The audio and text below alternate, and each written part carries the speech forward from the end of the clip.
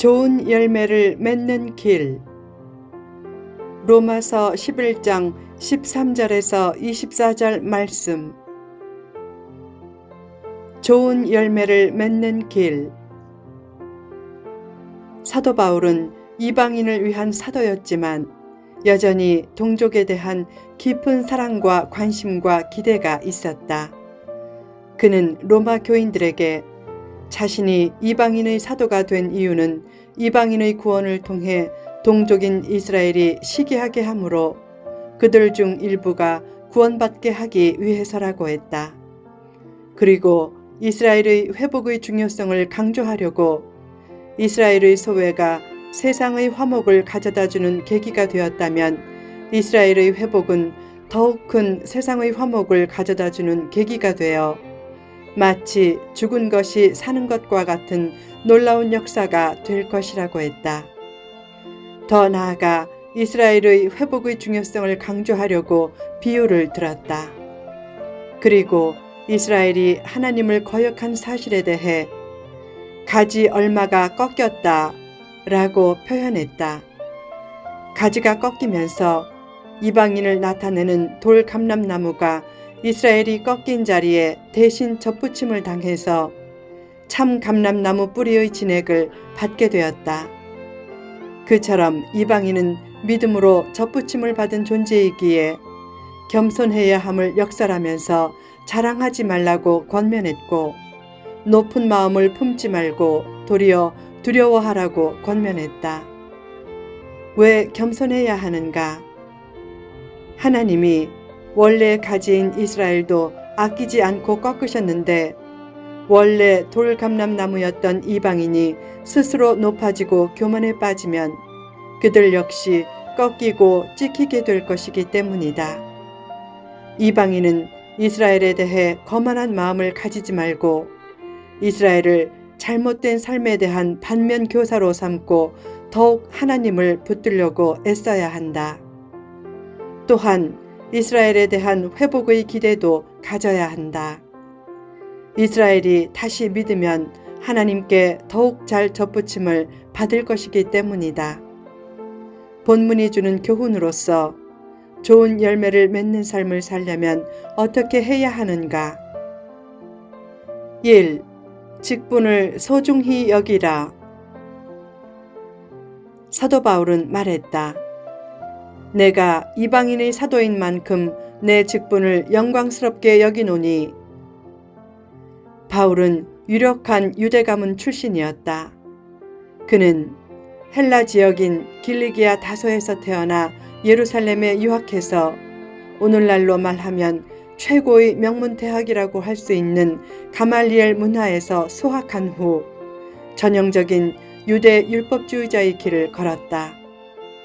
당시 그는 출세가 보장된 상태였다. 그가 유대교에 대한 특별한 열심을 가지고 예수 믿는 자들을 유대교 이단자로 여기고 그들을 핍박하려고 다메섹으로 가다가 예수님을 만났다. 그 후 그는 이방인의 사도가 되어 선교하면서 죽음의 고통을 수없이 넘나들었지만 그래도 자기 직분을 소중히 여기고 포기하지 않았다. 결국 누구보다 복된 인물이 될 수 있었다.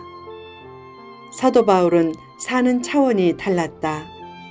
그는 뚜렷한 천국 소망을 가졌기에 세상의 어떤 것도 부러워하지 않았고 삶에 대한 회의에 빠지지도 않았다.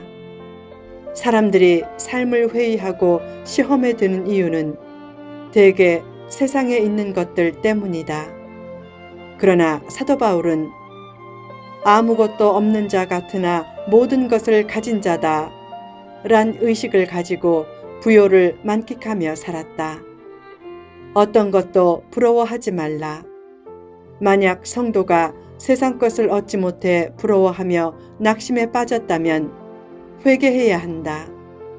즉 예수님 안에서 과거에 얻은 놀라운 것과 미래에 얻을 놀라운 것에서 잠시 한눈을 판 것에 대해 회개해야 한다. 남을 부러워할 필요도 없고 남과 똑같이 되려고 할 필요도 없다. 하나님이 주신 달란트와 직분을 소중히 여기고 그 일에 힘쓰면 누구나 잘했다, 착하고 충성된 종아, 내가 작은 일에 충성했으니 많은 것을 맡기겠다 라는 복된 음성을 들으면서 열매 맺는 삶을 살 수 있다.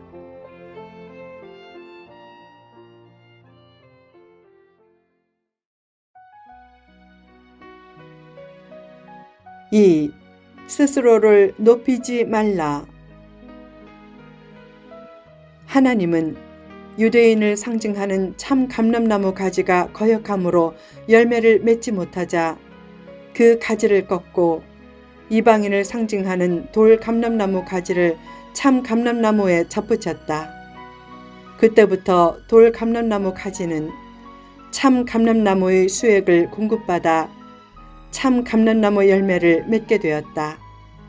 그때 돌 감람나무 가지는 스스로 자랑할 것이 하나도 없다. 오직 자랑할 것은 참 감람나무의 은혜를 받는다는 사실이다. 그런 은혜도 모르고 돌 감람나무 가지가 스스로 높은 마음을 품으면 어떻게 되는가? 참 감람나무 가지도 찍히고 버려졌는데 돌 감람나무 가지는 더욱 찍히고 버려질 것이다. 기독교인으로서 유대인을 멸시하는 모습은 결코 복된 모습이 아니다. 유대인들이 복음을 거부해서 지금은 버려졌지만 하나님은 여전히 그들의 회복을 바라고 계신다. 또한 유대인들이 한때 기독교 신앙의 뿌리와 같은 역할을 한 존재였음을 기억하고 늘 겸손한 심령으로 그들을 바라보고 그들의 구원을 위해 힘써야 한다. 하나님의 선민조차 교만함으로 찍히고 버려졌는데 기독교인도 교만하면 똑같은 처지에 처할 것이다. 교만은 패망의 선봉이지만 겸손은 존귀의 길잡이다. 교만은 하나님이 가장 싫어하시는 것이다. 마귀는 교만이란 통로를 통해 영혼에 가장 잘 침투하기에 더욱 겸손하기를 힘써야 한다. 사람은 하나님의 은혜 없이 살 수 없는 존재로서 순식간에 추락할 수 있다. 그 사실을 인식하고 늘 겸손하기를 힘써야 마귀가 범접하지 못할 것이다. 그처럼 하나님의 은혜를 잊지 않고 늘 겸손한 태도로 범사에 감사할 때 그로부터 복된 열매가 나타나게 된다. 3. 예수님을 단단히 붙잡으라. 돌 감람나무 가지라도 참 감람나무에 접붙여 있으면 열매를 맺지만 참 감람나무 가지라도 참 감람나무로부터 꺾여 떨어지면 열매를 맺지 못한다. 그러므로 참 감람나무인 예수님께 꼭 붙어 있어야 한다. 사도 바울이 어떻게 놀라운 열매를 맺는 인물이 될 수 있었는가? 그의 열매와 열정의 뿌리는 바로 예수님이었다. 예수님을 만난 후 그는 예수님을 닮고 예수님의 부활의 능력을 체험하며 살고 예수님의 꿈을 이루는 것을 자기 인생의 목표로 알았다. 그런 삶의 목표가 분명했기에 열매 맺는 인물이 될 수 있었다. 열매를 많이 맺으며 살려면 삶의 뿌리가 되는 예수님께 꼭 붙어 있어야 한다. 뿌리를 외면하면서 가지에 열매가 많이 맺히기를 바라는 삶을 본말이 전도된 삶이라고 한다. 왜 예수님의 뜻과 삶은 외면한 채 치유와 기적의 주인공이 되기를 바라는 본말이 전도된 삶이 있게 되는가? 자신의 영적인 허영과 사치가 핵심 원인이지만 치유와 기적을 내세워 사람을 미혹하고 결국 자기 배를 불리는 이단 교주의 미혹에 빠져 본말이 전도된 삶을 살기도 한다. 예수님의 뿌리가 튼튼하지 못한 인생은 외형적인 것에 치우치다가 내면은 물론 외형도 무너진다. 능동적으로 감수하는 희생의 가지치기를 통해 수동적으로 주어지는 고난의 가지치기를 막고 예수님의 뿌리가 튼튼해지게 하라.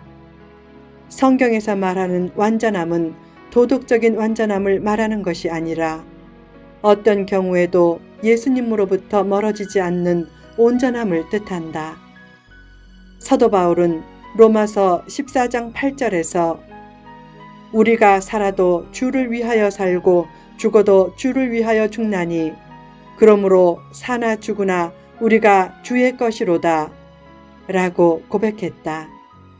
어떤 상황에서도 하나님을 꼭 붙들고 하나님과 깊은 사귐을 이루는 사람이 완전한 사람이다. 요새 교인은 많지만 예수님 안에 온전히 거하는 성도는 많지 않다. 세상을 향해 곁가지가 너무 많이 뻗어 있기 때문이다. 뿌리가 되시는 예수님께 보다 더 집중하라. 자신의 부족한 모습에 실망하지 말고 예수님을 더욱 단단히 붙잡으라. 복된 미래는 얼마나 예수님께 붙들리고 예수님이 기뻐하시는 일에 붙들려 있는가에 달려 있다.